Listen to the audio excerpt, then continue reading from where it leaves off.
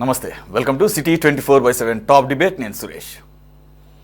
ఒక పోర్టు నుంచి సరుకు ఎగుమతి చేసుకోవాలంటే సర్కార్కు ట్యాక్స్ కట్టాలి. కానీ కాకినాడ పోర్టు లెక్కే వేరు. అక్కడ ట్యాక్స్ లాంటి లంచం కట్టాల్సిందే డీ గ్యాంగ్ అనే డర్టీ బ్యాచ్కి. వాళ్ళు అడిగినంత ముట్ట చెప్తేనే సరుకు తీరం దాటుతుంది. అయితే ఈ గతేడాది ఈ డర్టీ గ్యాంగ్ సాగించినటువంటి ఒక దందా తాజాగా తెరపైకి రావడంతో అందరూ షాక్ అవుతున్నారు. నాగపూర్ వ్యాపారి 30,000 టన్నుల బియ్యాన్ని ఎగుమతి చేయడానికి ఈ గ్యాంగ్ ముప్పు తిప్పలు పెట్టింది. అతన్ని బెదిరించి అక్షరాల 1.68 కోట్లు అంటే 1,68,00,000 వసూలు చేసింది. అంతేకాదు అతను నాగపూర్లో పెట్టిన కేసును కూడా తొక్కిపెట్టారంటే ఈ డీ గ్యాంగ్ పవర్ ఏంటో ఇట్టే అర్థం చేసుకోవచ్చు. ఇంతకీ ఈ డీ గ్యాంగ్ ఎవరిది? అందరూ అంటున్నట్లు మాజీ ఎమ్మెల్యే ద్వారంపూడిదేనా? ఇక మరోవైపు రామ్ గోపాల్ వర్మ ఎట్టకేలకు అజ్ఞాతం వీడారు. వారం పాటు వర్మపై ఎలాంటి చర్యలు వద్దని ఏపీ హైకోర్టు చెప్పిందో లేదో హైదరాబాద్లో మీడియా ముందుకు వచ్చేశారు. అరెస్ట్ చేస్తే పోయేదే లేదు, 4 స్టోరీలు రాసుకుంటా అంటూ డాంబికాలు పలికాడు. అంతేకాదు అసలు ఎప్పుడో పెట్టిన పోస్టులపై ఇప్పుడు కేసులేంటని ప్రశ్నించారు. ఏడాది తర్వాత మనోభావాలు దెబ్బతిన్నాయా, వారు ఇప్పుడే నిద్ర లేచారా అని కూడా ప్రశ్నిస్తున్నాడు. ఎవరి మనోభావాలు దెబ్బతింటే కేసులు పెట్టడం ఏంటని అనుమానం వ్యక్తం చేశారు. మరి వర్మ ప్రశ్నలకు సమాధానం చెప్పేది ఎవరు? పోలీసులా? చూద్దాం. ఈ అంశాలపై డిబేట్లో పార్టిసిపేట్ చేస్తున్నారు తెలుగుదేశం పార్టీ నుంచి శ్రీధర్ శర్మ గారు. నమస్తే అండి, వెల్కమ్ టు ద డిబేట్. ఇక కాంగ్రెస్ నుంచి అధికార ప్రతినిధి షేక్ సైదా గారు జాయిన్ అయ్యారు. నమస్తే అండి, వెల్కమ్ టు ద డిబేట్. అలాగే సిపిఎం సీనియర్ నాయకులు, కేంద్ర కమిటీ సభ్యులు, మాజీ ఎమ్మెల్యే గారు గఫూర్ గారు జాయిన్ అయ్యారు. నమస్తే సార్. మరి కాసేపట్లో విశ్లేషకులు ఉప్పా లక్ష్మణ్ గారు కూడా జాయిన్ అవుతారు. సార్ గఫూర్ గారు, ఇది లేట్గా చాలా ఆలస్యంగా వెలుగులోకి వచ్చినటువంటి అంశం. అఫ్కోర్స్ అక్కడ ఒక గ్యాంగ్ అంటే కాకినాడ పోర్టుని అడ్డాగా చేసుకొని ఈ ఒక మాఫియా చెలరేగిపోతుంది. వేల కోట్ల రూపాయలు ఈ పీడిఎస్ బియ్యం అక్రమ రవాణా అనేది గత 10 రోజులుగా మనం వార్తల్లో చూస్తున్నాము. అనేక రకమైనటువంటి డాక్యుమెంట్స్ బయటకు వచ్చినాయి, ప్రూఫ్స్ బయటకు వచ్చినాయి. స్వయంగా ఇప్పుడు ఆ శాఖను పర్యవేక్షిస్తున్నటువంటి నాదెండ్ల మనోహర్ గారు కూడా అనేక అంశాలు చెప్పారు. సరే, ఏదో పేపర్లోనూ లేకపోతే ఎవరన్నా ఆరోపణలు చేస్తేనో, రాజకీయ ఆరోపణలు చేస్తే పట్టించుకోవాల్సిన అవసరం లేదు. బట్ ఎంతో కొంత అక్కడ జరుగుతుంది అందరికీ తెలుసు. ఎంతో కొంత కాదు, ఇప్పుడు భారీ ఎత్తున అని చెప్పేసి ఆయన చెప్పిన లెక్కల ప్రకారంగా అర్థమవుతుంది. అయితే ఇక్కడ కొత్త కోణం ఏ విధంగా చేశారు అనేదానికి, అంటే మాఫియా ఉందని తెలుసు కానీ ఇప్పుడు పవన్ కళ్యాణ్ గారు కానీ ఆ రోజు నాదెండ్ల మనోహర్ కానీ ఇది చాలా పెద్ద స్థాయిలో ఉంది. కానీ ఏంటో అర్థం కావటం లేదు. అంటే ఎక్కడ మొదలెట్టి ఎక్కడ ఎండ్ అవుతుందో తెలియటం లేదు. చాలా పెద్ద వాళ్ళు ఇన్వాల్వ్ అయ్యారని చెప్తున్నారు. బట్ దీన్ని ఎలా హ్యాండిల్ చేయాలో అనే విషయం కూడా కొంత డౌట్ఫుల్గానే ఉన్నారు. బట్ ఎనీవే, నిన్న చంద్రబాబు నాయుడు గారిని కలవటం, ఆ వెంటనే ఈ ఇష్యూ మీద కొద్దిగా కదలిక రావటం, అలాగే ఈరోజు కాకినాడ కలెక్టర్ గారు అసలు ఈ ఇష్యూ మొత్తం ఇంత పాపులర్ అవడానికి, భారీ ఎత్తున కదలిక రావడానికి ఆ రోజు ఆయన యాక్చువల్ కొంతమంది మీడియా సోషల్ మీడియా వాళ్ళు అసలు దేవర ఈయన అంటే సముద్రం మధ్యలోకి వెళ్ళి సాహసం చేశారని చెప్పుకోవాలి. ఎందుకంటే కలెక్టర్ వెళ్ళి స్వయంగా పర్యవేక్షణ చేసి ఆయన పీడిఎస్ బియ్యం తేల్చారు, కానీ ఉప ముఖ్యమంత్రిని మాత్రం ఆ షిప్ ఎక్కనివ్వలేదు. ఒక 3 రోజుల తర్వాత వెళితే ఇక్కడ గమనించాల్సిన విషయం. So he should be appreciated, no doubt about it. Collector గారు ఆయన కూడా ఈరోజు మీడియా ముందుకు వచ్చారు. పూర్తి స్థాయిలో మేము దీని మీద దర్యాప్తు చేస్తున్నాము అన్నారు. ఒక 5 శాఖలు, ఎందుకంటే ఇది ఎవరు పడితే వాళ్ళు చేయడానికి లేదు. ఇది స్టేట్ గవర్నమెంట్ పరిధి కూడా చాలా పరిమితంగానే ఉంటుంది. వై? బికాజ్ ఇంటర్నేషనల్ వాటర్స్ ఉంటాయి, షిప్ వచ్చేసేమో విదేశీ నౌకది, అలాగే అన్నీ కూడా అక్రమంగానే తీసుకెళ్తానడానికి ప్రూఫ్స్ ఉండవు, అన్నిటికీ డాక్యుమెంట్స్ ఉంటాయి. అలాగే ఒక దేశం కాదు, పలు దేశాలని టచ్ చేసుకుంటూ ఆ నౌకలో ఉన్నటువంటి స్టాక్ని ఎక్కడికక్కడ దించుకుంటూ వాళ్ళకి అప్పచెప్తూ వెళుతుంటుంది కదా, పనామాకు సంబంధించినటువంటి. బట్ ఈ రైస్ అయితే మాత్రం ఎక్కువగా పశ్చిమ ఆఫ్రికా దేశాలకి విరివిగా ఇప్పుడు కూడా వెళ్తుంటాయి అన్న. ఈరోజు బయటపడిన అంశం, ఒక కేసు కూడా నాగ్పూర్కు సంబంధించినటువంటి అనూప్ గోయల్ అనే వ్యాపారి, ఆయనకి శ్రీరామ్ ఫుడ్స్ ఇండస్ట్రీస్ అనేది అక్కడ నాగ్పూర్లో ఉంది, మహారాష్ట్రకు సంబంధించి లఖడ్గంజ్ చెందినటువంటి సంస్థ. ఆయన ఒక 30,000 టన్నులు వెస్ట్ ఆఫ్రికా కంట్రీ సెనగల్కి ఎక్స్పోర్ట్ చేయదలుచుకున్నాడు. ఆయన అక్కడి నుంచి కాకినాడ పోర్టులోని గోదాముల వరకు బాగానే తెచ్చుకున్నాడు, కానీ అక్కడి నుంచి షిప్ ఎక్కించడానికి మాత్రం నానా తంటాలు పడాల్సి వచ్చిందంట. ఆ పోర్ట్ మొత్తాన్ని గుప్పిట్లో పెట్టుకున్నటువంటి డి గ్యాంగ్ మాకు అంటే కప్పం గడితేనే ఇది ఎక్కుతుందని చెప్పేసి యాక్చువల్ డిమాండ్ చేసింది 2,49,00,000 అయితే మొత్తానికి ఫైనల్ డీలు 1,68,00,000 కట్టిన తర్వాతే అక్కడి నుంచి బియ్యం పంపించబడింది. అయితే అది అక్కడికి చేరిన తర్వాత వ్యాపారి కొద్ది తెలివిగానే ఆలోచించినట్టు అక్కడికి చేరిన తర్వాత నాగ్పూర్లో ఆయన కేసు పెట్టాడు. ఇప్పుడు ఇది వెలుగులోకి వచ్చింది. అయితే ఆ కేసును కూడా మొత్తానికి పొలిటికల్ ఇన్ఫ్లుయెన్స్తో దాన్ని నల్లిఫై చేశారు లేదా డీల్ కుదిర్చారు అంటున్నారు సార్. అంటే సార్ ఇప్పుడు ఇది ఒక్కటే మరి బయటకు వచ్చింది అంటే ఏ స్థాయిలో జరిగి ఉంటుంది, ఎన్ని కోట్ల వ్యాపారం అంటే ట్యాక్స్ ఒకటి, అక్రమ బియ్యం ద్వారానే కొంత సంపాదన, మళ్ళీ ఎవడో పంపించేదానికి మనకి ట్యాక్స్ కట్టాలి. అసలు ఏంటి సార్ ఇది ఏ స్థాయిలో ఉండి ఉంటుంది అంటే ఆలోచించుకుంటేనే బిగ్ అమౌంట్స్ అని అర్థమవుతుంది. సురేష్ గారు, మీకు మిగతా పెద్దలకి నమస్కారం అండి. ఈ కాకినాడ పోర్ట్లో ఇటువంటి వ్యవహారం జరుగుతుంది చాలా కాలంగా చర్చ ఉందండి. నేను కొత్తగా ఈరోజు వెలుగులోకి వచ్చింది కాదు. చాలా కాలంగా ఇక్కడ నుంచి స్మగుల్ గూడ్స్ పోతున్నాయని మీకు గుర్తుంటే ఇప్పుడు ఈ గంజా ఇది డ్రగ్స్ వచ్చాయండి ఇతర దేశాల నుంచి. డ్రగ్స్ కూడా కాకినాడలోనే పట్టుకున్నది. ఈ రకంగా ఈ పోర్ట్ను మరి ఎందుకో కానీ నిఘా విభాగం వాళ్ళు ఈ పోర్ట్ను వదిలేసినట్టున్నారు, లేదా మరి ఎలాంటి ఒప్పందాలు వాళ్ళ మధ్య ఈ డి గ్యాంగ్ మధ్య ఉన్నాయో మాకు తెలియదు. కాకినాడ పోర్ట్ అనేది ఈ రకమైనటువంటి అక్రమ వ్యాపారాలకు దందాలకు ఇది కేంద్రంగా ఉంది అనేది అర్థమవుతుంది. దాని మీద ఇప్పుడు పత్రికల్లో వచ్చింది, ఒక డిఎస్పి స్థాయి అధికారి మొత్తం పర్యవేక్షణ చేస్తున్నాడు, అతను కనుక సరెండర్ అయిపోతే ఇంకేం అక్కడ పోలీస్ వ్యవస్థ ఏమి ఉండదు అని. అసలు ఎందుకు అంత పెద్ద పోర్ట్ను ఒక డిఎస్పి స్థాయి అధికారి చేతులు ఎందుకు పెట్టినారో నాకు అర్థం కాలేదు. సెంట్రల్ గవర్నమెంట్ ఏం చేస్తుంది? సెంట్రల్ గవర్నమెంట్ తెలియకుండా జరుగుతుందా? ఇది నాలాంటి ఒక సాధారణ పౌరునికే తెలుసు అన్నప్పుడు మరి సెంట్రల్ గవర్నమెంట్ తెలియకుండా ఎట్లుంటుంది సార్? ఇంటెలిజెన్స్ ఉంటుంది, విజిలెన్స్ ఇంటెలిజెన్స్ ఉంటుంది, ఆ తర్వాత ఈ ట్యాక్స్కి సంబంధించినటువంటి ఈడీలు కానీ సిబిఐ అన్ని డిపార్ట్మెంట్స్ ఉంటాయి. కాబట్టి సెంట్రల్ గవర్నమెంట్ తెలియదు అని చెప్పడానికి లేదు. ఒకవేళ నిజంగా తెలియదంటే మిమ్మల్ని ఇంటరప్ట్ చేస్తున్నా సారీ. ఈ ఏదైతే ఈ నాగ్పూర్ సంబంధించిన కేసు వచ్చినప్పుడు అక్కడ మహారాష్ట్ర మీడియా గగ్గోలు పెట్టిందంట. సరే మన దాకా రానివ్వలేదు, ఆ తర్వాత ఏదో సమస్య పోయిందంట. అంటే మహారాష్ట్ర అంటేనే ఒక మేజర్ స్టేట్, ముంబై నాగ్పూర్ అంటే దేశవ్యాప్తంగా పేరున్నటువంటి నగరాలు. అక్కడ వ్యాపారాలు చేస్తున్నారంటే అతనికి కూడా ఒక స్థాయి వ్యక్తే కదా. ఆ స్థాయి వ్యక్తికి సంబంధించిన ఇష్యూ మహారాష్ట్ర గవర్నమెంట్కి తెలిసినప్పుడు సెంట్రల్ గవర్నమెంట్ తెలియకుండా ఎలా ఉంటుంది అంటే మీరు ఎత్తారు వీలేదు.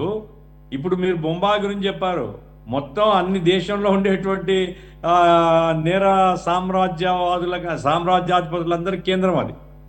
అట్లాగే నాగ్పూరు, ముంబై మహారాష్ట్రలో ఉన్నాయి. మహారాష్ట్ర గవర్నమెంట్ ఎవరి చేతిలో ఉందండి? కాబట్టి ఇవన్నీ చూసినప్పుడు ఇక్కడ ఏజెంట్గా మనకు కనపడదేమో ద్వారంపూడి సోదరులు కనపడతాను. నేనేం పేరు చెప్తున్నాను, నాకేమీ భయం ఏం లేదు. ఎందుకంటే నేను కాకినాడలో నేను కూడా తెలుసుకున్నాను.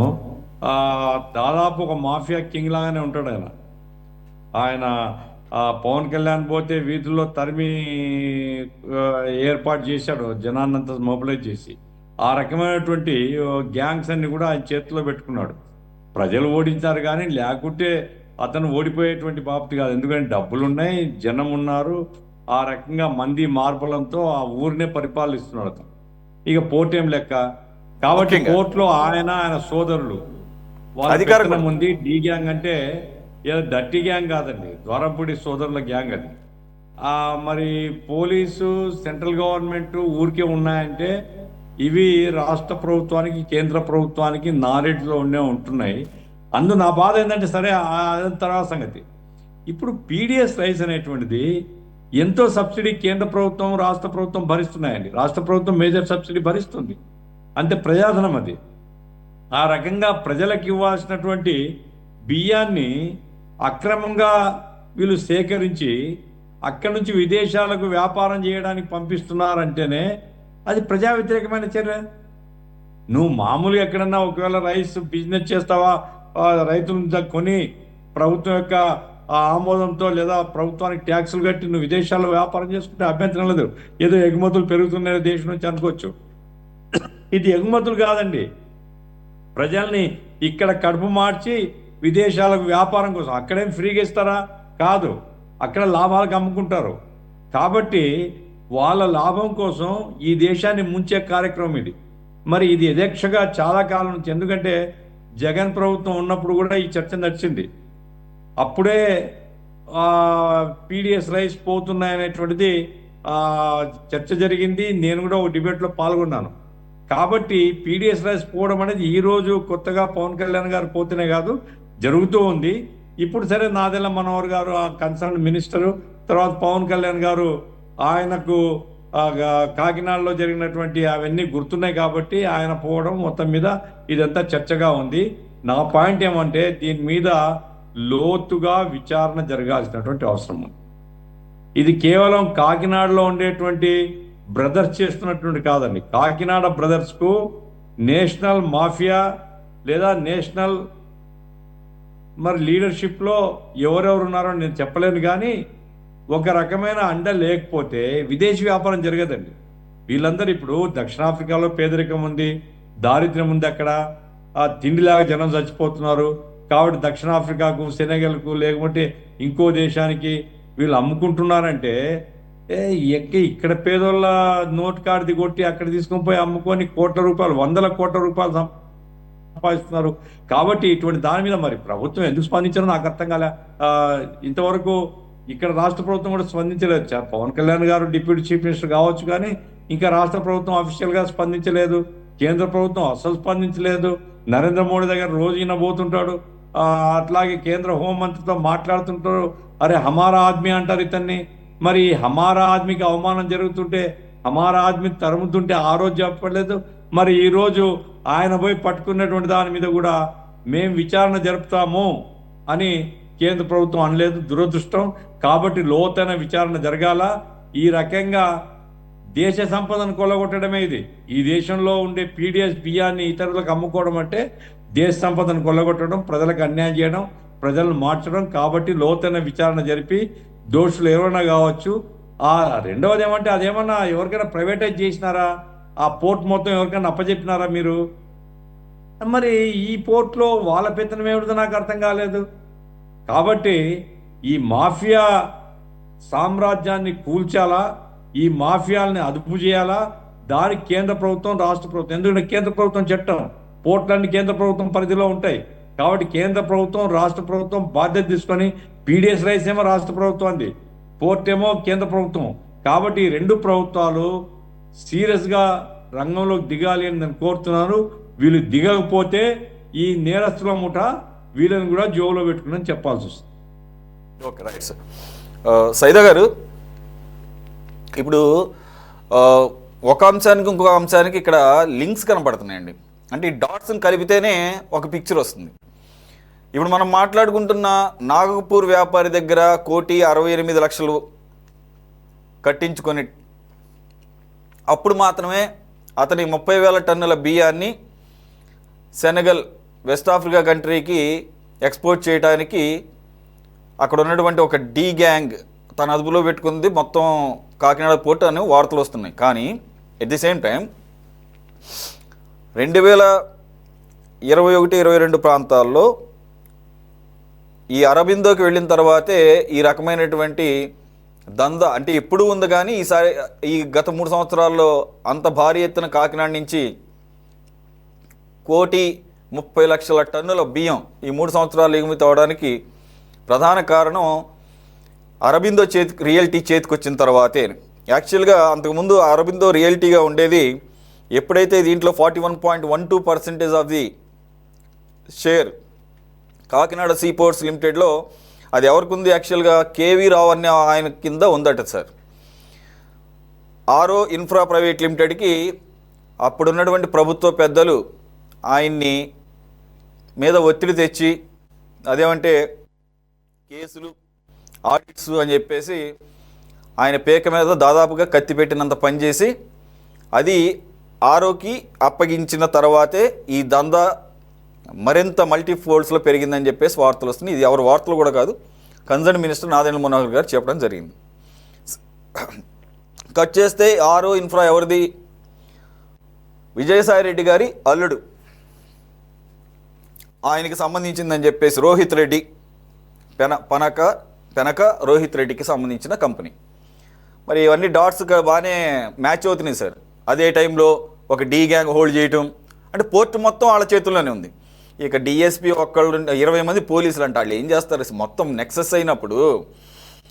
సో మనం స్టార్ట్ చేసిన అంశం అదైనా కానీ దీన్ని కూడా మనం ఇంక్లూడ్ చేయాల్సిందే సార్. ఏది 41.12%.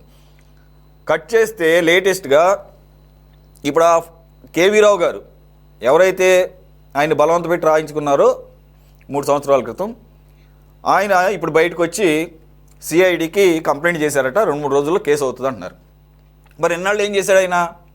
ఆబ్వియస్గా గవర్నమెంట్ సహకరించలేదు. మనం అనేక కేసులు చూస్తున్నాం, ఇప్పుడిప్పుడే అందరూ పెడుతున్నారు బయటకు వచ్చి. సరే, దాన్ని తెలివిగా రామ్ గోపాల్ వర్మ లాంటి వాళ్ళు అదేంటి ఎప్పుడో కదా మేము అన్నది, ఇప్పుడు మనోభావాలు దెబ్బతిన్నాయా అంటే సహకరించాలి కదా. ఇప్పుడు రఘురామకృష్ణరాజు గారు అప్పుడే పెట్టాడు కేసు, ఏమైంది? కథలకి ఏమైనా ఉందా? టీడీపీ కేంద్ర కార్యాలయం మీద దాడి, అప్పుడే పెట్టారు కేసు, ముందుకెళ్ళిందా? కాబట్టి అనేకం చూస్తున్నాం. ఇప్పుడు ఆయన కాస్త చదువుకున్న వ్యక్తి, వ్యాపారవేత్త కాబట్టి పెట్టిన వేస్ట్ అనుకున్నాడేమో. ఆ కేవీ రావు గారు అన్న ఆయన ఇప్పుడు బయటకు వచ్చి ఇప్పుడు దాన్ని కంప్లైంట్ చేశారంటున్నారు. ఎలా చూడాలి సార్? ఇవన్నీ డాట్స్ కనెక్ట్ అవుతున్నాయి కదా.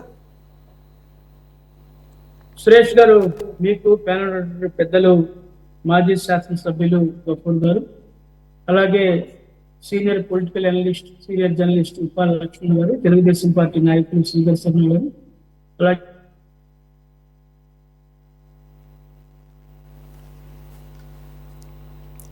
సైదా గారు, మీది సిగ్నల్ కొద్దిగా ప్రాబ్లం ఉన్నట్టుంది, ఫ్రీజ్ అయింది. ఓకే సార్, కంటిన్యూ ఇప్పుడు ఓకే. ఎందుకంటే ఈ డీ గ్యాంగ్ అనేది గత 5 సంవత్సరాల జగన్మోహన్ రెడ్డి పాలనలో పూర్తిగా విజృంభించి ఈ యొక్క పోర్టుని తన స్వాధీనంలో తీసుకొని, సెజ్ని తన స్వాధీనంలో తీసుకొని ఈ అక్రమ వ్యాపారాన్ని పెద్ద ఎత్తున నిర్వహించినటువంటి ఘటన మనం చూస్తా ఉన్నాం. ఒకానొక సందర్భంలో ఇప్పుడున్నటువంటి కూటమి నేతలు కాకినాడ పోర్టును సందర్శించడానికి వెళ్తే రాళ్ల దాడి చేసినటువంటి ఘటనలు చూసాం. పట్టాభి మీద దాడి చేసినటువంటి ఘటనను చూసాం. జనసేన నాయకుడు మరి పవన్ కళ్యాణ్ మీద కూడా ఏ విధంగా విచక్షణారహితంగా దాడి కుసిగొల్పారో అలాంటి ఘటనలు చూసాం. చంద్రశేఖర్ రెడ్డి సోదరులు, ద్వారంపూడి చంద్రశేఖర్ రెడ్డి సోదరులు నడి బజారుకు వచ్చి ఏ విధంగా ఏ రంగం వేశారో, ఇది మా రాజ్యం, మా సామ్రాజ్యం, ఎవరైనా అడుగు పెడితే తాట తీస్తామని వాళ్ళు హెచ్చరికలు జారీ చేసినటువంటి సందర్భాలు మనం స్వయంగా లైవ్లో చూసాం. ఎందుకంటే ఇక్కడ ఈ యొక్క దోపిడీ గ్యాంగ్ ఏ విధంగా తమ ఆర్థిక బలంతో రెచ్చిపోయిందో, ఈ వ్యవస్థలన్నింటినీ తమ గుప్పిట్లో పెట్టుకున్నారు. ఎందుకంటే ఆర్థికంగా బలిసినటువంటి ఈ దోపిడీ గ్యాంగ్ ఎవరిని లెక్క చేయటువంటి పరిస్థితి. మనం అనుకున్నట్లుగా ఈ మాఫియా సముద్ర ప్రాంతాన్నే కాదు, రైలు మార్గాన్ని ఉపయోగించుకుంది, ఆకాశ మార్గాన్ని ఉపయోగించుకుంది, రోడ్డు మార్గాన్ని ఉపయోగించుకుంది. ఈ అన్ని మార్గాల ద్వారా ఎక్కడ అవకాశం ఉంటే అక్కడ తమ యొక్క గ్యాంగ్ దిగి ఈ యొక్క అక్రమ వ్యాపారానికి మరి పనిచేసినట్లుగా నాకు పూర్తిగా అర్థమవుతాం.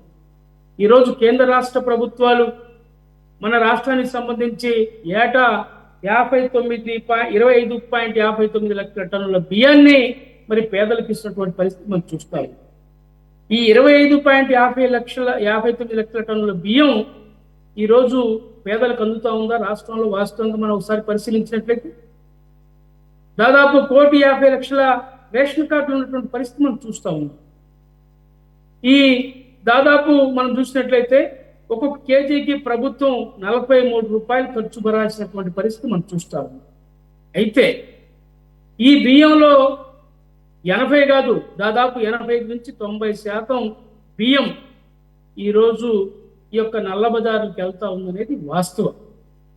ఇక్కడ మనం ఒకటి గమనించాలా సురేష్ గారు, అసలు ఈ పోర్టు గురించి మనం మాట్లాడుకుంటున్నాం, పోర్టు అని చెప్పి మనం మాట్లాడుకుంటున్నాం. ఈ రాష్ట్రంలో ఉన్నటువంటి 25 జిల్లాల నుంచి దాదాపు 600 పైచిలకు మండలాల నుంచి ఈ బియ్యం ఏ విధంగా ఈ యొక్క పోర్టుకు తరలుతా ఉంది. జిల్లా స్థాయి DSO, district civil supplies officer, ఆయన ఏం చేస్తున్నాడు? సబ్ కలెక్టర్ గారికి దీనికి బాధ్యత ఉంటుంది, ఆయన ఏం చేస్తా ఉన్నాడు? కలెక్టర్ గారు, ఆర్డీఓ గారు, ఎంఆర్ఓ, డిప్యూటీ తహసీల్దార్, డిటి, ఎంతోమంది ఆర్ఐలు, రెవెన్యూ వ్యవస్థకు సంబంధించి, అలాగే గోడన్ ఇన్ఛార్జీలు, డీలర్లు, ఇంత పెద్ద వ్యవస్థ ఉందే. ఈ బియ్యం ఏ విధంగా అక్రమంగా తరలిస్తున్నారు? దీని మీద ఏదైనా నిఘా ఉందా? ఏదైనా ఒక డీలర్ను పట్టుకోవడం, తూతూ మంత్రంగా 661 నోటీసులు ఇవ్వడం, వదిలేయటం, అది గతంలో జరిగింది. ఈరోజు మనం చూసినట్లయితే అప్పుడెవడో ఒకడిద్దరు వ్యాపారం చేస్తున్నవాడు, దొంగలు అమ్ముకునేవాడు. కొంతమంది ఈ డీలర్ రేషన్ షాపులు ఉన్నప్పుడైతే ఒక 50 మందికో 60 మందికో బియ్యం ఇచ్చేసి ఆ షాపులో మిగిలిన ఏదైనా ఒక 10 మంది బియ్యం మిగిలి ఉంటే అమ్ముకునేవాడు దొంగచాటుగా. ఏదో ఆ రెవెన్యూ వాళ్ళకో లేకపోతే సివిల్ సప్లై వాళ్ళకి ఇచ్చేది లంచాలు ఇచ్చేసి ఆ మిగతా బియ్యం తోటి అతను కాలం గడిపేవాడు. ఇప్పుడు గతం అట్ట జరిగింది. ఇప్పుడు హోల్సేల్ అయిపోయింది వ్యాపారం అంతా. ముద్ర ఇచ్చుకోవటం, డబ్బులు ఇచ్చేయటం, బియ్యం ఇవ్వటంలా, కందిపప్పు ఇవ్వటంలా, వీళ్ళు చెప్పేటటువంటి సరుకులు చక్కెర ఇవ్వటంలా, అలాగే ఏదో రాగులు ఇచ్చామన్నారు, సజ్జలు ఇచ్చామన్నారు, అదన్నారు ఇదన్నారు, ఏమీ లేవు. వాళ్ళు బియ్యానికి ఏళ్ళు ముద్ర వేయించుకోవటం, వాళ్ళకి డబ్బులు ఇవ్వటం, ఇది తంతు. ఈ విధంగా గత 5 సంవత్సరాల కాలంలో జగన్మోహన్ రెడ్డి పరిపాలనలో మరీ పూర్తిగా ఈ 3 సంవత్సరాల నుంచి కూడా ఈ విధంగా దోపిడీ జరిగింది. పేదల బియ్యం ఏదైతే మనం చూసామో ఈ 3 సంవత్సరాల్లో 1.35 లక్షల కోట్ల మరి టన్నుల విలువ కలిగినటువంటి బియ్యం ఈరోజు అక్రమంగా వెళ్ళినటువంటి పరిస్థితి మనం చూస్తా ఉన్నాం.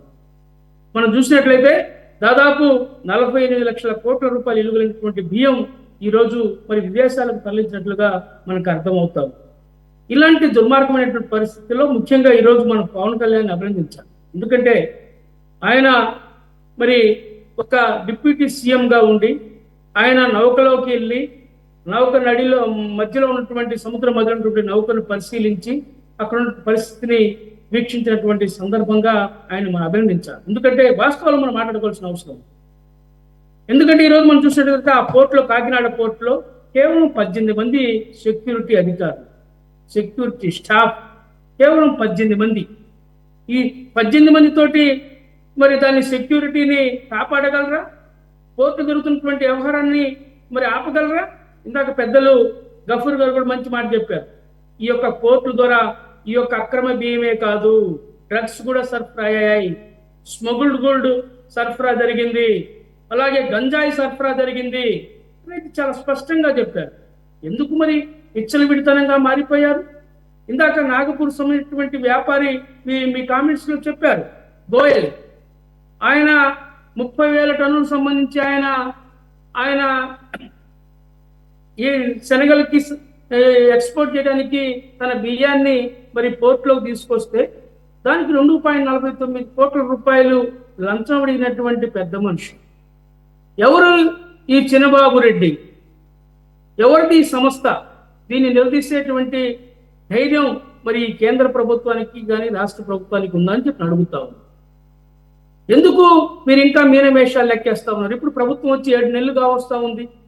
ఈ దొంగల్ని మీరు ఎందుకు ఈ డి గ్యాంగ్ని అరెస్ట్ చేయటం లేదు?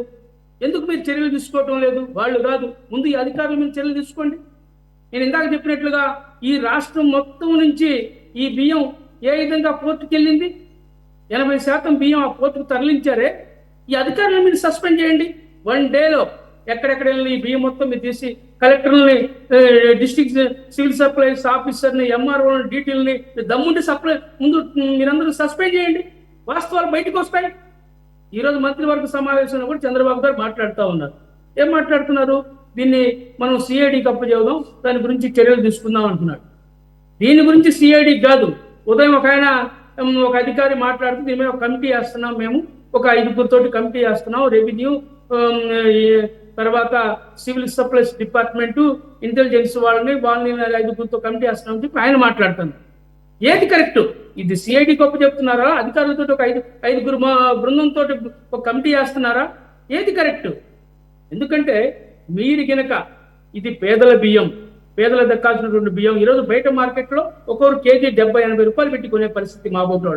ఈరోజు 25 కేజీల బియ్యం వచ్చేసి ఈరోజు 2000 రూపాయలు దాటిపోయినటువంటి పరిస్థితి. ఈరోజు సామాన్య మానవుడు బయట మార్కెట్లో ఈ విధంగా కొనుక్కుంటా ఉన్నారు. ఒక పక్కనేమో మీరు పేదటువంటి ఈ బియ్యాన్ని మరి ఈరోజు విదేశాలకి మీరు అక్రమంగా మరి పంపిణీ చేస్తున్నటువంటి పరిస్థితి మనం చూస్తూ ఉన్నాం. దీని మీద మనం ఏమనాలి? దీని మీద మరి ప్రభుత్వం ఇంకా మేనివేషాలు లెక్కేస్తే ఎవరు మీరు ముందు కంట్రోల్ చేయండి, ఈ దొంగలను మీరు అరెస్ట్ చేయండి. చేయకుండా ఇంకా మేనివేషాలు లెక్కేస్తే మాత్రం ప్రజల సంపద, ఈ దేశ సంపద ఈ దొంగల చేతుల్లోకి వెళ్ళే పరిస్థితి ఉంది. ఎవరి దగ్గర అయితే మరి అక్రమంగా సంపాదించినటువంటి సంపద ఉంటుందో వాళ్లే మరి ఈ యొక్క రాజకీయంగా పెత్తనం చేసి వ్యవస్థలన్నింటినీ కూడా ఇబ్బంది పెట్టేటువంటి పరిస్థితి వస్తుంది. ఇందాక మీరు కామెంట్స్ లో చెప్పారు, ఈరోజు మహారాష్ట్ర నాగపూర్ అనేది దేశ ఆర్థిక రాజధాని మహారాష్ట్ర. ఈ వ్యాపారంలో వచ్చేసిన శ్రీరామ్ ఫుడ్స్ అని అతనటువంటి యజమాని గోయల్ ఒక మరి ఆ పార్టీకి సంబంధించినటువంటి ఒక అక్కడ ఉన్నటువంటి సంబంధాలు ఉంటాయి కదా, వ్యాపారం చేయగలిగింది. అతను కేసును కూడా రాజీ చేస్తుంటే, అతను పెట్టిన కేసు కూడా రాజీ చేశారంటే ఈ యొక్క మాఫియా మూలాలు ఎక్కడ ఉన్నాయి? ఇందాక గఫూర్ గారు ఒక మంచి మాట అన్నారు, సీజ్ చేసినటువంటి ఆ యొక్క షిప్ ని కూడా మరి ఇప్పటి వరకు కూడా ఏమైందో లెక్కలేనటువంటి పరిస్థితి. కేంద్రం స్పందించాల్సిన అవసరం ఉంది. బాబు గారు కూడా కొంచెం మెతకవైపుతో మాట్లాడుతున్నట్టుగా నాకు అనిపిస్తా ఉంది. బడేభాయ్ ఎంటర్ అవుతాడు అక్కడ. అదానీ గురించి మనం చెప్పుకుంటా ఉన్నాం.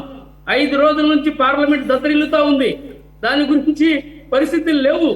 కాబట్టి ఏది ఏమైనా నేను ఒకటే కోరుతా ఉన్నా, కాంగ్రెస్ పార్టీ ఒక ప్రతినిధిగా దీని మీద పూర్తి స్థాయిలో విచారణ జరగాల. ఈ డి గ్యాంగ్ ఎవరున్నాడో వాళ్ళందరినీ అరెస్ట్ చేయాలా, వీళ్ళందరినీ జైలుకు పంపించాలా.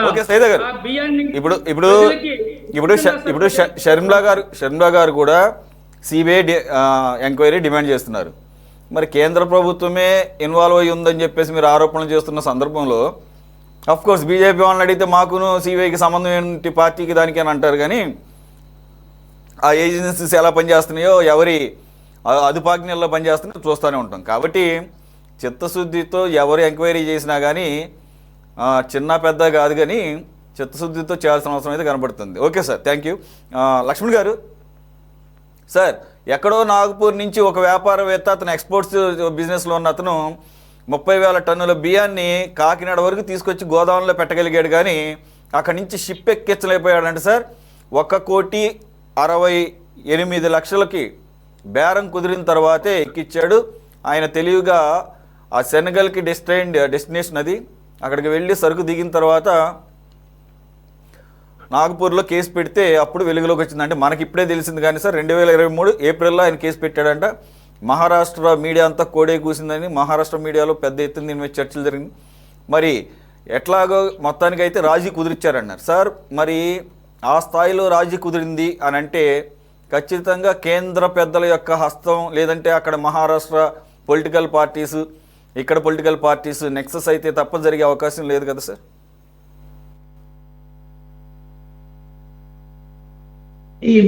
ఈ మాఫియా ముఠాలకి రాజకీయ నాయకుల అండదండలు లేకుండా చేస్తారని మనం అనుకుంటే తెలివి తక్కువ మనమే. ఖచ్చితంగా ఏదో ఒక రాజకీయ పార్టీల యొక్క అండ మాఫియా గ్యాంగులకు ఉండబట్టే ఈ స్మగ్లింగ్లు జరుగుతున్నాయి తప్ప ఇంకా వేరే కారణాలు ఏమీ కనపడవు. ఆ మాఫియా గ్యాంగులు కూడా పొలిటీషియన్స్ ఎలా టెంప్ట్ చేస్తారంటే, వాళ్ళు అసలు ఊహించని డబ్బులు వాళ్ళకి ఇస్తారు, ఇచ్చినప్పుడు టెంప్ట్ అయిపోతారు. పరాగా డబ్బులు వస్తున్నాయి, వాడు పని చేసుకుంటాడు, చేసుకొని ఏదో దొరికినప్పుడు చూసుకున్నాం అనే పద్ధతిలో ఇవన్నీ పంచాయతీలు రాయబారాలు అన్ని చేస్తూ కూర్చుంటున్నారు. మనం ఒక పార్టీ అని నేనేమి చెప్పలేదు, అన్ని పార్టీల్లో కూడా అలాంటి ప్రబుద్ధులు ఉన్నారు, నో డౌట్. ఇక్కడ నేను జర్నలిస్టుగా అడుగు పెట్టినప్పటి నుంచి ఈనాడులో 1980లో అప్పట్లోనే ఈ యొక్క చౌక అంటే ఎన్టీ రామారావు వస్తూనే చౌక దుకాణాలు స్టార్ట్ అవుతూనే అప్పట్లోనే చౌక దుకాణాల బియ్యము స్మగ్లింగ్ జరుగుతూ ఉండేది. ఆ బియ్యము చౌక దుకాణాల నుంచి పేదలకు అందకుండా మాయమయ్యేటివి వార్తలు రాసి రాసి చాలా అయిపోయింది. అప్పటి నుంచి ఇప్పటి వరకు ఏ ప్రభుత్వమైనా ఆపగలిగిందా? ఏ ప్రభుత్వమైనా? ఇన్ని ప్రభుత్వాలు వచ్చాయి. ఓయమ్మ రాజశేఖర్ అంటే భయం. రాజశేఖర్ పీరియడ్లో జరగలేదా? లేకపోతే ఎవరి పీరియడ్లో జరగలేదు? అందరి పీరియడ్లో కూడా ఈ చౌక దుకాణాలు ఆ యొక్క మాఫియాను నడిపిస్తూనే ఉన్నారు. అప్పట్లో విదేశాలకు చెన్నై నుంచి పోయేది. ఇప్పుడు పోర్టు కాకినాడకు వచ్చిన తర్వాత ఈజీ అయిపోయింది. ఇంకా అక్కడ కొంత ఎందుకంటే అది హెవీ ట్రాఫిక్ ఉండేటువంటి పోర్ట్, అది చెన్నైది. ఇది ట్రాఫిక్ తక్కువ ఉంటుంది. అందువలన ఇక్కడి నుంచి స్మగ్లింగ్ అన్నది స్టార్ట్ అయిపోయింది. ఎందుకంటే ఇంత గొడవ?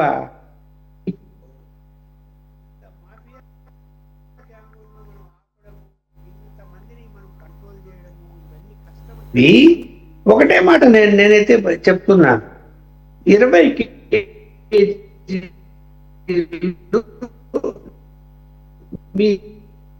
బియ్యం పేదలకు ఇవ్వాలి.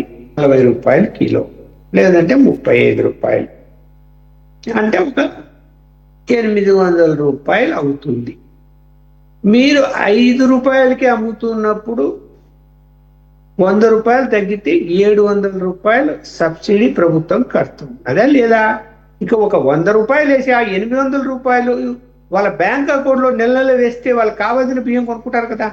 ఇవన్నీ అవసరమా? సివిల్ సప్లై కార్పొరేషన్ మాఫియా, కాంట్రాక్టర్ల మాఫియా, రవాణా మాఫియా, డీలర్ల మాఫియా, రెవెన్యూ డిపార్ట్మెంట్ల మాఫియాలు, అందరికి భాగాలు. ఇందులో ఎవరికి భాగాలు ఉండవు. ఇవాళ అకౌంట్ లేని పేదవాడు ఉన్నాడా? బ్యాంక్ అకౌంట్ లేని పేదవాడు ఎక్కడన్నా ఉన్నాడా? ఎక్కడ లేడు. అందరికి గూగుల్ పేలు, ఫోన్ పేలు కూడా వచ్చేసాయి, మొబైల్ ఫోన్లు వచ్చేసాయి, ఆధార్ కార్డులు వచ్చేసి. ఒకవేళ ఎవరికన్నా లేకపోతే అకౌంట్ ఓపెన్ చేపించచ్చు. పెద్ద పని కాదు అకౌంట్ ఓపెన్ చేయడం బ్యాంకులో. ఈ చేపించి డబ్బులు ఏంటి? వాళ్ళు ఇష్టం వచ్చిన బియ్యం మార్కెట్లో పోయి కొనుక్కుంటారు వాళ్ళు. ఇప్పుడు వీళ్ళందరి యొక్క చేతులు మారేటి అన్ని మొత్తం ఆగిపోతాయి కదా. ఇది ఎందుకు ఆలోచించడు? ఇప్పుడు బియ్యం ఆపేయండి అని నేను చెప్పడం లేదు. పేదల మళ్ళీ ఇదంతా ఆగకూడదనేమో. ఇదంతా ఆగకూడదు, మరి పార్టీ ఫండింగ్ జరగాలి, ఎలక్షన్స్లో భారీ ఎత్తున ఖర్చు పెట్టాలి. కాబట్టి ఇది మనమేమో ఆగిపోవాలని కోరుకుంటున్నాం. ఈ నెక్సెస్ అంతా అయిన వాళ్ళంతానేమో ఆగిపోకుండా ఇది ఇలా కంటిన్యూ అవ్వాలి, ఇంకా భారీ స్థాయిలో జరగాలని కోరుకుంటున్నారేమో. ఇప్పుడు సబ్సిడీ బియ్యం నేను ఇందాక చెప్పింది ఏంటంటే 100 రూపాయలు తేడా ఒక్క కుటుంబానికి, అంతేనా? మిగతా డబ్బులు మీరు సబ్సిడీకి చెల్లిస్తున్నారు కదా రాష్ట్ర ప్రభుత్వం. 100 రూపాయలు దాంట్లో యాడ్ చేస్తే అయిపోతుంది కదా. అలాగే కేంద్ర ప్రభుత్వం కూడా కరోనాలో కూడా ఇలా ఇచ్చిన బియ్యం కూడా అది కూడా చేతులు అది కూడా స్మగ్లింగ్ జరిగింది కూడా ఆలోచించాల్సినటువంటి అవసరం ఉంది.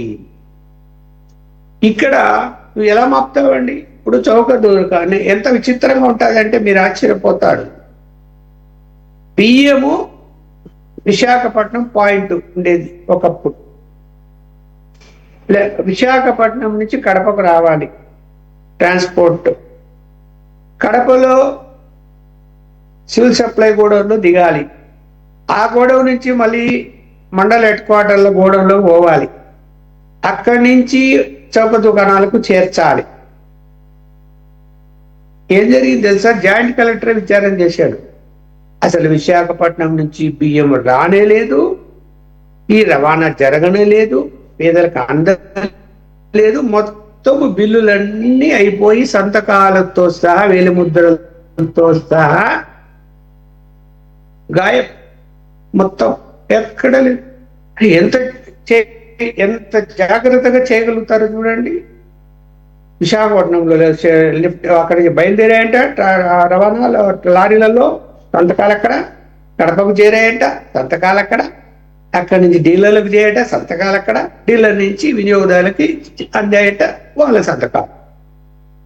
వీళ్ళందరి చౌక దుకాణాలు ఒక 250-300 ఉన్నాయి అనుకుందాం.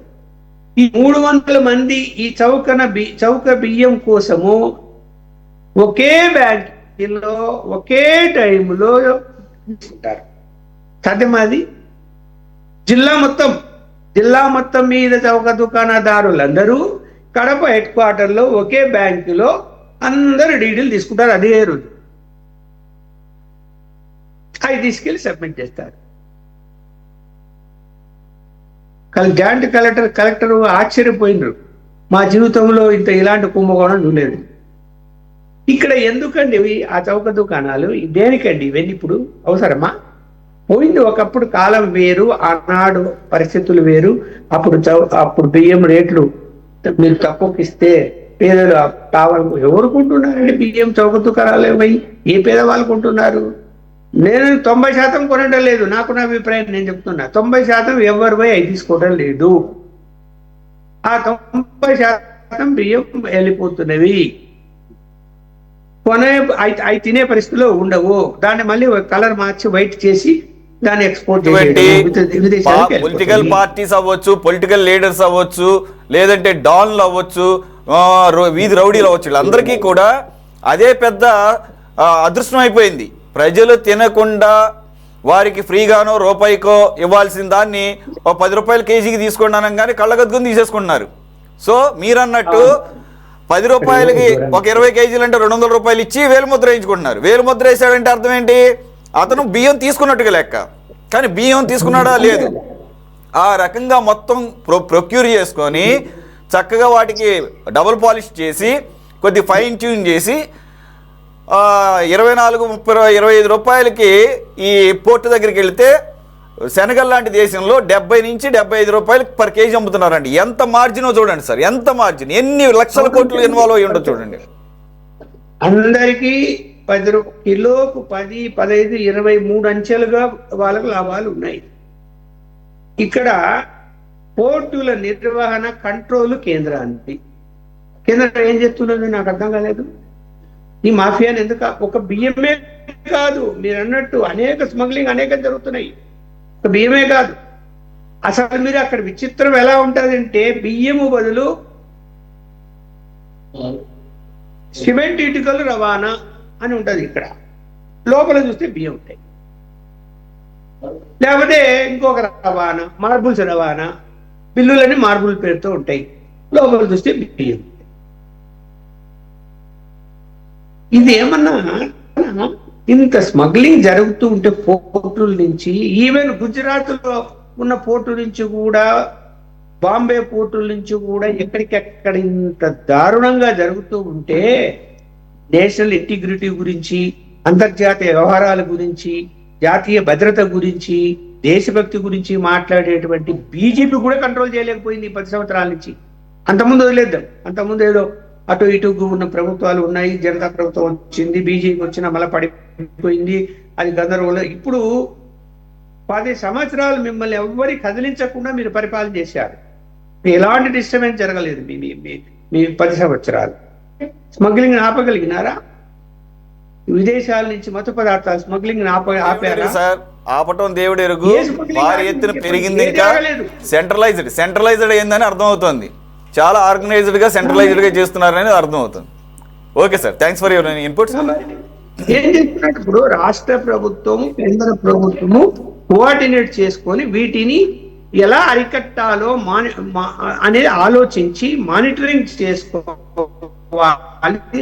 రెండు కూడా వీళ్ళ దారి వాళ్ళదే. వీళ్ళు ఆ డీలర్లు అమ్ముకోమని వీళ్ళు చెప్పేస్తారు, వాళ్ళు వెళ్ళి అక్కడ పోర్టులో పడేస్తారు. అక్కడ నుంచి అవి బియ్యం కాకుండా ఇంకొక పేరు మీద ఏమి చెక్ చేయదు కేంద్ర అధికారులు, విజిలెన్స్ వాళ్ళు ఏం పట్టించుకోరు. ఏం చెప్పాలి మనం? ఎవరు చెప్పాలి? అందుకనే అవి ఎత్తి పడేసి హాయిగా డబ్బులు పడేయండి వాళ్ళ అకౌంట్లలో, సమస్య ఉండదు. Right. Okay sir. Sridhar Sharma గారు, ఇది యాక్చువల్గా ఒక ఆల్టర్నేటివ్ కనపడుతుంది, కానీ నాకు దాని మీద కూడా డౌట్ ఉంది. ఏది? DBT, direct benefit transfer. Gas సిలిండర్ల విషయంలో ఏం జరిగిందో చూసాం. చివరికి ₹12 ₹10 వేస్తున్నారు. ఏది సబ్సిడీ అట్ అది. ఇప్పుడు ఏదో అంటారు చూసారా, కొండనానికి మందేస్తే ఉన్ననాలు ఊడిపోయినట్టు ఈ రకంగా ఏమన్నా ఒక ఆల్టర్నేటివ్ చెప్తే అసలు ఉన్నదే మొత్తానికి ఊడిపోయేటట్టుగా ఉంటుంది. అంటే మొత్తానికి సబ్సిడీ బియ్యం లేదా ఆహార భద్రత దీని నుంచి బయటకు వచ్చేస్తుంది ఏమన్నా వాదన పడుతుంది. అసలు ఆహార భద్రత పేరు మీద ఆ భద్రత జరగకపోగా ఈ రకమైనటువంటి ఈవెన్ భద్రతను, దేశ భద్రతను కూడా పణంగా పెట్టి ఇన్ని అంచెల వ్యవస్థలో ప్రతి ఒక్కళ్ళు కూడా వేల కోట్లు దండుకుంటున్నారంటే దీనికి ఏంటి మార్గం? రెండోది, సరే ఇంతకు ముందంటే పెద్దలు కూడా ఇన్వాల్వ్ అయ్యారు, నెక్సెస్ అయ్యారని చెప్పేసి అంటున్నారు. ఓకే, మీ హయాంలో ఇప్పుడు మీరు బయటికి పెట్టారు, మంచిదే. పబ్లిక్ డొమైన్లో డిస్కషన్ నడుస్తుంది, మంచిదే. దీనికి ఆల్టర్నేటివ్స్ మాట్లాడుకుంటున్నాం, మంచిదే. కానీ అరికట్టగలిగేటటువంటి పరిస్థితి ఉందా? ఎందుకంటే కాకినాడ పోర్టే కాదు, ఏ పోర్ట్ అయినా కానీ central excise, navy and coast guard, ఎందుకంటే వాటర్స్, ఇంటర్నేషనల్ వాటర్స్ ఉంటాయి, ఇన్ని వ్యవస్థలుండి కూడా ఈ రకంగా జరుగుతుందంటే అవన్నీ వాళ్ళకి తెలియకుండా జరుగుతుంది అనుకుంటారా? కట్టడి చేసే చిత్తశుద్ధి మీ కుటుంబ ప్రభుత్వంకి ఉందని మేము భావించవచ్చా?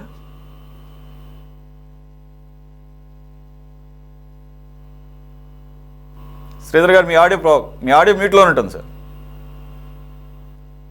కట్టడి చేసే ఉద్దేశం ఉండబట్టే ఈ తంతంతా నడుస్తుంది. మీరు కూడా ఇందాక చెప్పారు, దీన్ని బయట పెట్టారు, పబ్లిక్ డొమైన్ లో చర్చ జరుగుతుందని మీరు కూడా డిస్కషన్ పెట్టారు ఆల్రెడీ మన ఛానల్లో. ఇప్పుడు ఇది 3వ 4వ జరుగుతుంది. అయితే దీన్ని అరికట్టాల్సిన బాధ్యత అందరిపైన ఉందండి. ఒక ప్రభుత్వమే కాదు, పౌరుల పైన కూడా ఉన్నది ఇది. ఇప్పుడు ఫుడ్ సేఫ్టీ అనేది ఎవరికి అవసరం? నిజమైన నీడీ పీపుల్కి అవసరం అండి. నిజమైన నీడీ పీపుల్ ఎవరున్నారు అనేది కేంద్ర ప్రభుత్వం దగ్గర డాటా లేదు, రాష్ట్ర ప్రభుత్వాల దగ్గర డాటా లేదు. ఫస్ట్ అది సేకరించాలండి. ఫస్ట్ అది సేకరించి ఎవరైతే నీడీ పీపుల్ ఉన్నారో, ఎవరైతే నిజమైన లబ్ధిదారులు ఉన్నారో వారికి సంబంధించిన ఫుడ్ సేఫ్టీకి సంబంధించిన ఆ పథకాలు కానీ వాటిని ప్రభుత్వ పథకాలు కానీ అందించే ఏర్పాటు చేయాలి. మరి మనం రాష్ట్రం చూసుకుంటే 1,55,00,000 కుటుంబాలు మన రాష్ట్రంలో ఉంటే రేషన్ కార్డులో 1,48,00,000 ఉన్నాయి. దారుణమైన పరిస్థితి. ఆ దారుణమైన పరిస్థితిని ఎందుకు వచ్చింది? ఉమ్మడి రాష్ట్రం ఉన్నప్పుడు నుంచి గత ప్రభుత్వాలు, అది కాంగ్రెస్ అవనియండి, లేకపోతే టీడీపీ అవనియండి, లేకపోతే వైసీపీ అవనండి, ఏ ప్రభుత్వాల్లో అయినా కొంత ఈ పౌర సరఫరాల అధికారులు తప్పులు చేశారు. వాళ్ళతో పాటు ప్రజలు కూడా తప్పులు చేశారు. ఎందుకంటే ఉద్యోగస్తులకి రేషన్ కార్డులు ఏంటండి? ఉద్యోగస్తులకి దాదాపు 18 నుంచి 20 లక్షలు మరి ఆ ఉద్యోగస్తులు సుమారుగా ఉండొచ్చు. మరి వాళ్ళకి రేషన్ కార్డులు ఉన్నాయి, వాళ్ళు కూడా ఇందులో భాగస్వామ్యం అయి ఉన్నారు. మరి ఉద్యోగస్తులకి మరి ఫుడ్ సేఫ్టీ ఏంటి? ఆల్రెడీ ప్రభుత్వం ద్వారా వాళ్ళకి జీతాలు వస్తున్నాయి, ఆ కుటుంబాలు రన్ అవుతున్నాయి.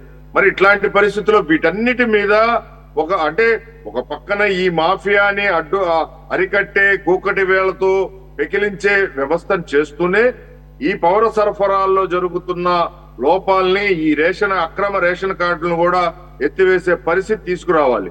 దీనికి ఆద్యుడు ఫస్ట్ మనం చూస్తే ఇంతకు ముందు మనకి ఏపీఎల్ కార్డులు ఉండేవి, అంటే పింక్ కార్డులు అనేవి మనకు ఉండేవి. అట్లానే వైట్ కార్డులు అనేవి 2 ఉండేవి. ఈ 2 రకాల కార్డుల్లో రాజశేఖర రెడ్డి సీఎం అయిన తర్వాత ఆయన ఆరోగ్యశ్రీ లేకపోతే ఇంకా రకరకాల పథకాల కోసం పెట్టినప్పుడు వాటికి సంబంధించి ఆ విద్యా పథకానికి డబ్బులు ఇచ్చేదానికి కానీ, ఫీజు రియంబర్స్మెంట్ పథకానికి కానీ దీన్ని ఏం చేశాడంటే ఎబోవ్ పావర్టీ లైన్ కార్డులను ఎత్తివేశాడు ఆయన. 2000 మోస్ట్లీ 6 to 9 ఆ ప్రాంతాల్లో ఈ తంతంతా జరిగింది.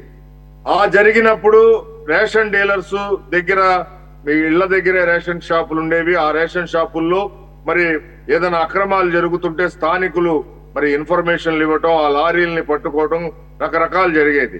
ఇప్పుడు మరి దానికి అప్డేట్ రాజశేఖర రెడ్డి బీజం వేస్తే ఈ రేషన్ మాఫియాకి కొడుకు జగన్మోహన్ రెడ్డి దాన్ని అప్డేట్ చేసి ఇంతింతై ఒత్తిడి ఉంటాయని చెప్పి అసలు ఆ స్థానిక ప్రాంతాల్లో ఆ రేషన్ షాపులు ఎందుకు, డీలర్లు ఎందుకు అని చెప్పి తీసేసి వెహికల్స్ ని, టాటా ఏస్ వెహికల్స్ ని ఇంటి వద్దకే రేషన్ పథకాలు, సౌకర్యం, బియ్యం అందజేస్తామని చెప్పి మరి దానికి ఒక ప్రభుత్వ మరి దాదాపు 1600 కోట్ల నుంచి దాదాపు 20,000 కోట్ల దాకా, మరి 2,000 కోట్ల దాకా మరి ఆయన ఆటోలకి ప్రభుత్వ ధనాన్ని ఖర్చు పెట్టి చేయటం జరిగింది.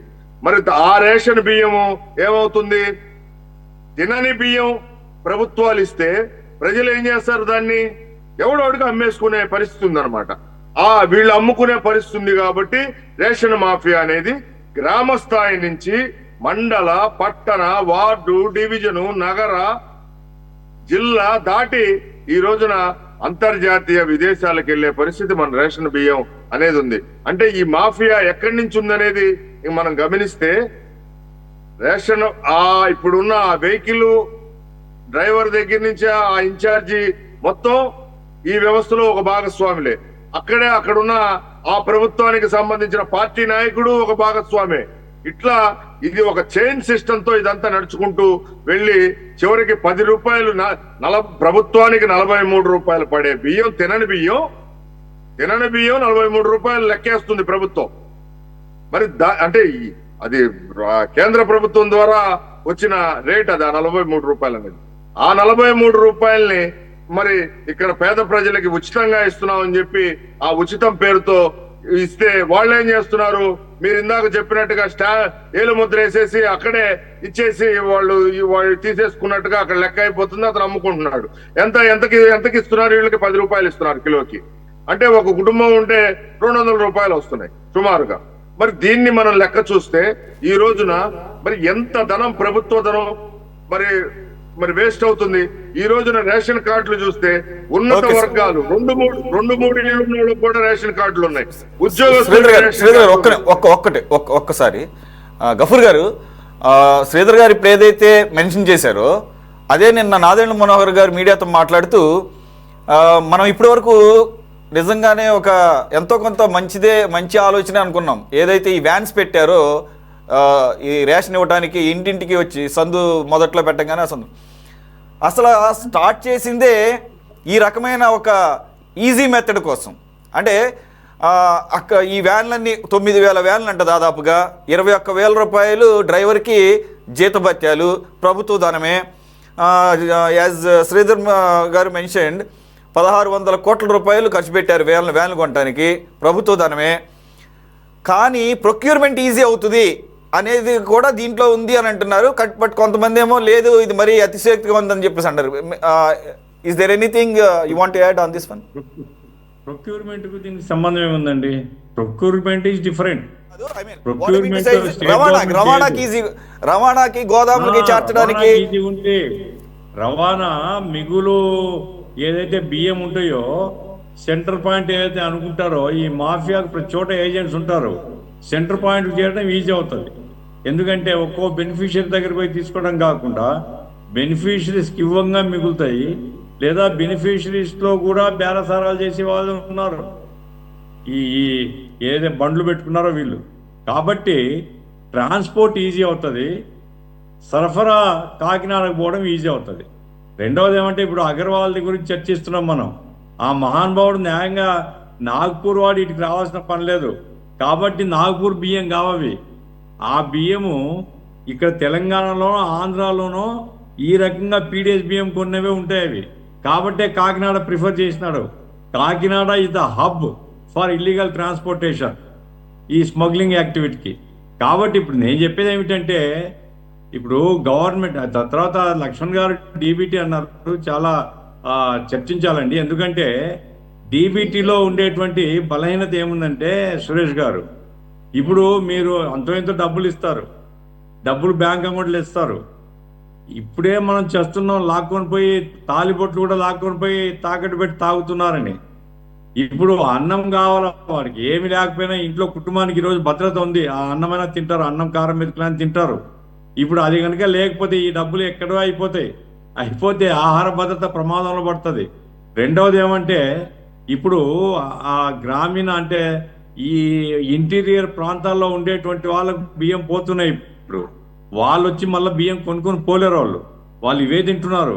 కాబట్టి బయట రేట్తో కొనుక్కుంటే గవర్నమెంట్ ఇచ్చిన దానికి మళ్ళీ చాలా ఎక్కువ వాళ్ళు పెట్టుకోవాల్సి వస్తుంది. కాబట్టి మొత్తం మీద ఆహార భద్రత ప్రమాదంలో పడుతుంది. నా పాయింట్ ఏమంటే అర్బన్ ఏరియాస్లో ఉండేటువంటి చోట అసలు రేషన్ బియ్యం అవసరం, రేషన్ బియ్యం తినని వాళ్ళకు రేషన్ కార్డులు ఉన్నాయి, అవి ఏం చేయాలనేది ఒకటి కావచ్చు. అంతే తప్ప గ్రామీణ ప్రాంతాల్లో పేదవాళ్ళకు మాత్రం అన్యాయం జరగకుండా డీబీటీ అనేటువంటిది కొంచెం లోతుగా ఆలోచించాలా. దాన్ని మనం ఏదో టేక్ ఇట్ గ్రాంటెడ్గా చేయకూడదు అనేది ఒకటి. రెండవది ఏమంటే ఈ బండ్లు ఏ ప్రయోజనం లేకుండా పెట్టలేదు సార్ జగన్మోహన్ రెడ్డి పెట్టే ప్రతి దాంట్లో ఏదో ప్రయోజనం ఉంటుంది. ఎవరి ప్రయోజనం? ప్రజా ప్రయోజనం కాదు, ఆయన ప్రయోజనం ఉంటుంది. ఆయనకు సులభమైన, ఆయనకు ఈజీగా మనీ అర్న్ చేసేటువంటిది. ఇప్పుడు ఈ ద్వారంపూడి బ్రదర్సే కాదు, ఇండైరెక్ట్గా ఈయన పాత్ర ఏముందో లోతుగా దర్యాప్తు చేస్తే తెలుస్తుంది. ఏది ఫ్రీగా పోనీయాడు సార్, తనకు కాకుండా ఇంకోటి తింటుంటే మాత్రం ఒప్పుకోడాన. కాబట్టి ఇవన్నీ కూడా మాఫియాలు, గనుల మాఫియా, ఇంకో మాఫియా, బియ్యం మాఫియా. మీరు కరెక్ట్ పాయింట్ చెప్పారు సార్. ఇప్పుడు అదానీ దాంట్లో కూడా దేశం మొత్తం మీద 5-6 రాష్ట్రాలు ఉంటే వాళ్ళందరికీ అందరికి కలిపి 2029 కోట్లు అయితే ఒక్క 1750 కోట్లే ఆంధ్రప్రదేశ్. 2000లో 1750. కాబట్టి చాలా తెలివైన వాడు ఈ విషయాల్లో. అందుకోసం లోతుగా దర్యాప్తు చేయాలి. కానీ నాకు ఎందుకో శ్రీధర్ శర్మ గారు మరి ఆయన పలుకుబడి లేదా ఆయన యొక్క ఒత్తిడి ఏం చేస్తాడో నాకు తెలియదు. కానీ దర్యాప్తు చాలా విషయాల్లో దర్యాప్తు జరగడం లేదు. సురేష్ గారు, ఈరోజు పత్రికల్లో వచ్చింది జత్వాని దర్యాప్తు గోయిందా, ఆ తర్వాత ఢీకొట్టినారు మా పడవల్ని, మొత్తం పేల్చేసే వాళ్ళు దీన్ని, అది ఏమైందో ఇంతవరకు తెలియదు. గన్నుల వెంకటరెడ్డి లక్షణంగా లాడ్జ్లో ఉండి కూడా, జైల్లో ఉండి కూడా లాడ్జ్లో ఉన్నట్టు ఉన్నాడు. ఇప్పుడు బయటకు వచ్చేసినాడు, ఎవరికి తెలియదు. ఆ వాసుదేవరెడ్డి కూడా వచ్చేస్తాడు. కాబట్టి ఏం జరుగుతుందో అర్థం కానటువంటి పరిస్థితి. ఇప్పుడు మీరు ఆ అదాని విషయంలో దర్యాప్తు జరపరు, ఈ డి బ్రదర్స్ విషయంలో ధైర్యం ఉందో లేదో, లేదా పైవాడు ఎవడున్నాడో ఆ పైవాని ఒత్తిడి ఏముందో నాకు తెలియదు. అయ్యా, ప్రజలు మాత్రం మిమ్మల్ని కూడా ఆ లెక్కలో లెక్కేస్తారు. దయచేసి ప్రభుత్వం స్పందించాలని నేను కోరుతున్నాను. సార్ గఫూర్ గారు, చివరిగా యాడ్ అన్నమాట, నిన్న సుప్రీంకోర్టు ప్రపంచం అంతా తెలుసు, సుప్రీంకోర్టు దృష్టికి ఇప్పుడే వచ్చినట్టు, అయ్యో జగన్మోహన్ రెడ్డి గారి కేసులు ఇన్ని సంవత్సరాల నుంచి ఇలా నత్తనడకని సాగుతున్నాయా అని ప్రశ్నించడం, ఈ లాయర్ సమాధానం చెప్పడం. అసలు ఎవరు ఎర్రిబాగులు అనుకుంటున్నారు అంటే రెడ్డి వచ్చే మొదలాడే. యాక్చువల్గా అది ఇక్కడ బాగా యాడ్ అవుతుంది అనమాట. ఆయన కేసులన్నీ ఎప్పటికప్పుడు మొదలాడే. గఫూర్ గారు, ఖచ్చితంగా తెలుగుదేశం ప్రభుత్వం అరవిందో మీద ఎప్పుడో ఢిల్లీలో సారా కుంభకోణం జరిగితే అరవిందో శ్రీధర్ రెడ్డి ఉన్నాడు, బియ్యం దాంట్లో అరవిందో, డ్రగ్సే అరవిందో నుంచి తెప్పించారా మరి, లేదా వాళ్ళ బంధువులు ఎవరు తెప్పించారు? ఈ మొత్తం చూస్తే ఒక మాఫియా రాష్ట్రాన్ని చెప్పు చేతుల్లో పెట్టుకొని పరిపాలించారండి, రాష్ట్రాన్ని కొల్లగొట్టినారండి, ప్రజలను నాశనం చేసినారండి, వ్యవస్థలందరినీ ధ్వంసం చేసినారండి. నిజంగా దాన్ని బాగు చేయడం కోసం ఏ సీరియస్నెస్ ఉండాలనో అది లేదండి ప్రభుత్వంలో. రెండు సార్, అసలు డబ్బు లేకపోవడం ఏంటి సార్? ఎక్కడ పడితే అక్కడ మనకి ఎక్కడ చూసినా వందల వేల కోట్లు, లక్షల కోట్లు బయటకు వస్తుంది. ఇదే కనుక దీంట్లో ప్రజలకు గనక లేదా పథకాలు అవ్వచ్చు, లేదంటే కనుక డెవలప్మెంట్ యాక్టివిటీస్ పెడితే అసలు ఎక్కడ అప్పు తీసుకోవాల్సిన అవసరం లేదండి. అప్పు చివరికి ఎవరు ప్రజల కోసం పేరు మీద తీసుకొస్తున్నటువంటి ప్రభుత్వాలు తీసుకొస్తున్న అప్పులు వాళ్ళ జేబులు నింపుకోవడానికేమో అని ఇప్పుడు అర్థమవుతుంది. ఏది బయట నుంచి థర్డ్ పార్టీస్ నుంచి కేంద్ర ప్రభుత్వం కూడా అప్పులు ఎత్తుందంట. అరే మా సొమ్ము ఏంటి, నీ దగ్గరేమో లక్షల కోట్లు మూలుగుతున్నాయి. ఆఖరికి రీసెంట్గా ఆర్బీఐ దగ్గర సర్ప్లస్ ఫండ్స్ ఉంటే, ఇఫ్ ఐఎమ్ నాట్ రాంగ్, 2 లక్షల కోట్ల రూపాయలు కేంద్ర ప్రభుత్వానికి ఇచ్చింది. అరే నీ బాధ్యత అయ్యా, ఏమో రాష్ట్రాన్ని విడగొట్టినప్పుడు క్యాపిటల్కి లేదా పోలవరానికి మేనమేషాలు లెక్కేస్తాడు. ఏంటిది చట్టంలో ఉంది, రీలొకేషన్ అండ్ రీహాబిలిటేషన్కి, అది ఇవ్వడానికి నువ్వు ఎత్తు తగ్గించుకుంటే మండలాలు మునిగిపోవడం తక్కువ అవుతుంది, నేను ఖర్చు పెట్టడం తక్కువ అవుద్ది. అసలు నువ్వేమన్నా దాన్ని ఏమంటారు, ఏమన్నా గ్రోసరీ బిజినెస్ చేస్తున్నావేంటి లాభం పెట్టుకోవడానికి? నువ్వు ప్రభుత్వం, అది government, and you are only custodian of our funds. You are charging us in whatever we spend. Very unfortunate. ఇంత డబ్బు ఉంది, అసలు ఎక్కడికి వెళ్ళాల్సిన అవసరం లేదు. ఈ దేశం బాగుపడాలంటే వీళ్ళ కస్టోడియన్స్గా ఎన్నుకుంటలో ప్రజలు పప్పులో కాలేస్తున్నారు. ఇది మాత్రం క్లియర్గా అర్థమవుతుంది. శ్రీధర్ గారు, సారీ మీ టైం తీసుకున్నాను, కంక్లూడ్ చేయండి. మన నెక్స్ట్ రామ్ గోపాల్ వర్మ కాబట్టి పెద్దగా ఎక్కువ ఫీల్ అవ్వడు, ఆయన కూడా ఒక 2 to 3 minutes ఇచ్చేద్దాం, సరిపోతుంది. గఫూర్ గారు, పెద్దలు గఫూర్ గారు చెప్పినట్లుగా ప్రభుత్వం చిత్తశుద్ధితోనే పనిచేస్తుంది సార్. దాంట్లో మీరు ఎటువంటి అనుమానాలు వ్యక్తం చేయాల్సిన పని లేదు. కాకపోతే ఏంటంటే స్టార్టింగ్ లో కొన్ని హర్డిల్స్ ఉంటాయి, వాటన్నిటిని అధిగమించి వెళ్లాల్సిన పరిస్థితి ఉంది. ఆ పరిస్థితి ప్రభుత్వం ఏర్పడి 6 నెలలు అయింది. 6 నెలల్లోనే ఈ సంబంధించిన వ్యవహారాలన్నింటినీ బయటికి తీయటం, వాటి మీద ఎలా చేయాలనేది కసరత్తు అనేది జరుగుతుంది. ఖచ్చితంగా ఇందులో దోషులు ఎవరున్నా సరే, ఎంతటి వారున్నా సరే, ద్వారంపూడి చిన్నబాబు రెడ్డి అవనేయండి, ద్వారంపూడి పెదబాబు రెడ్డి అయినా అవనేయండి, ఎవరిని వదిలి వాళ్ళ వెనకాల ఉన్న అరబిందో మాఫియా, ఇప్పుడు మీరు చెప్పినట్టుగా అరబిందో మాఫియా జగన్మోహన్ రెడ్డి లేకపోతే విజయసాయి రెడ్డి అల్లుళ్ళు అవనేయండి, ఎవరినైనా కానీ దీంట్లో ఎట్టి పరిస్థితుల్లో వదిలిపెట్టే ప్రసక్తి ఉండదు. ఎందుకంటే సురేష్ గారు చెప్పారు, మిమ్మల్ని నేనే శంకించడం లేదు. మీరు గత కొన్ని రోజులుగా మేము ప్యానల్లో చూస్తున్నాను. ఈవెన్ స్పెషల్ కేటగిరీ స్టేటస్ విషయంలో కూడా మీరు పార్టీకి అతీతంగా మాట్లాడారు. We welcome your opinions. అయితే ప్రాబ్లం ఏంటంటే సార్, ఫర్ ఎగ్జాంపుల్ ద్వారంపూడి విషయమే తీసుకుందాం. ఆయన నిజంగా నేరం చేస్తే 6 నెలలు అసలు పేరు వినపడిందండి? పేరు ఎక్కడన్నా? సార్ నేరానికి రుజువులు చూసి అరెస్ట్ చేయాలి కదా సార్. ఓకే, రుజువులు చూపించి కదా అరెస్ట్ చేయాల్సింది. నేరం చేశాడనేది ఆరోపణకి చూపించి అరెస్ట్ చేసేదానికి, కేసులు కట్టడానికి మరి చట్ట ప్రకారం చాలా తేడా ఉంటుంది కదా సార్. రైట్. ఇప్పుడు వెయిట్ చేస్తాం, చూద్దాం ఏం చేస్తారో చూద్దాం. అదాని కూడా అదే అడుగుతున్నాడు. అంత పెద్ద ఎత్తున ఆధారాలు కనపడుతుంటే అవన్నీ ఫేక్ అని చెప్తుంటే ఇక్కడ చంద్రబాబు నాయుడు గారేమో ఆధారాలన్నీ చూసి చెక్ చేస్తారంట. ఆల్రెడీ ఎదురుగానే ఉన్నాయి, ఆయన ఎదురుగానే. ఇప్పుడు అడ్వకేట్ పరిపాలించాలి రాష్ట్రాన్ని. కనీసం చంద్రబాబు నాయుడు గారు మొహాడు పడుతున్నారు. మోదీ అయితే ఏమంటున్నాడు తెలుసా? అసలు డిస్కషనే లేదంటున్నాడు. సురేష్ గారు, నాకు ఎక్కడ నవ్వు వచ్చిందంటే వెంకటరెడ్డి బయటకు వచ్చిన సంగతి ఎవరికి తెలియదు, సీఎం కూడా తెలియదు. సీఎం తర్వాత రివ్యూ చేసినాడు ఏం జరుగుతుంది అని. ఇది సార్ పాపం ఉన్న 4 రోజులు ఇబ్బంది కలగకూడదని కొత్త ఫ్రిడ్జ్ ఒకటి, కొత్త టీవీ ఒకటి కూడా కొనిపెట్టారండి సార్ లోపల. ఇంకేం పెట్టారు సార్? అదాని విషయంలో భారతదేశ ప్రభుత్వం పెట్టినా గానీ అమెరికా ప్రభుత్వం వదిలిపెట్టదు కదా. కాదు. ట్రంప్ అడ్మినిస్ట్రేషన్ వస్తుంది. ట్రంప్ అడ్మినిస్ట్రేషన్, మోడీ అడ్మినిస్ట్రేషన్ రెండు ఒకే తరహా. సార్ గఫూర్ గారు ఇంకో కొసమెరుపు ఏంటో తెలుసా సార్? ఆయన తీసుకుంటున్న ఒక 4 భారతీయ మూలాలు ఉన్న వాళ్ళలో ఒక ముఖ్యమైన వ్యక్తి FBI-కి డైరెక్టర్ గా ఉండబోతున్నాడు. FBI-కి గుజరాత్ నుంచి సార్ డైరెక్టర్, గుజరాత్ పటేలే. Yes, you are right. Adani Gujarat వాడు. ఇవన్నీ ఉన్నాయి సార్. మీరు దయచేసి ఈ రాష్ట్రాన్ని కాపాడండి. మీ మీద బాధ్యత పెట్టారు ప్రజలు. ఖచ్చితంగా గఫూర్ గారు, శ్రీధర్ శర్మ గారు ఒక్క విషయం ఖచ్చితంగా జరుగుతాయండి. ఓకే, జోక్స్ పార్ట్ ఇక్కడ ఇది మనకు ఒకవేళ అమెరికా కూడా సీరియస్ గా తీసుకున్నా అదానికి పెద్ద పోయేది ఏముండదండి. ఎందుకంటే అక్కడ చట్టాల ప్రకారం ఒకవేళ out side the court deal చేసుకోవచ్చు, అగ్రిమెంట్ చేసుకోవచ్చు.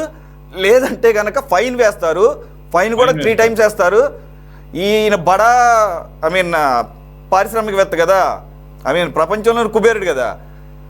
నథింగ్ బట్ జస్ట్ 35,000 కోట్ల రూపాయలే పడేది. ఒకవేళ కనుక ఇది కనుక ఫైన్ పడినా 35,000 కోట్ల రూపాయలతో కడిగేసుకుని బయటకు వస్తాడు. కానీ మన ఆంధ్రప్రదేశ్ ప్రజలు 25 సంవత్సరాల పాటు 1,50,000 కోట్ల రూపాయలు. ఇది దృష్టిలో పెట్టుకోవాలి. రైట్.